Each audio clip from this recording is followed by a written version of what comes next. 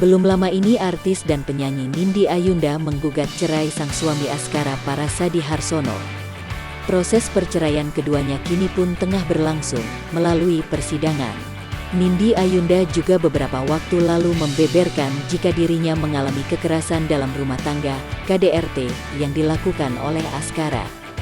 Dalam acara Rumpi Trans TV, Nindi belak-belakan jika sikap suaminya itu telah terlihat sejak keduanya masih pacaran. Nindi mengatakan KDRT yang dialaminya beberapa waktu lalu bukanlah hal baru baginya. Sebenarnya, kalau dari pacaran kita berantem seperti itulah, adalah Aska tidak sengaja, aku menikah karena cinta, kata Nindi Ayunda.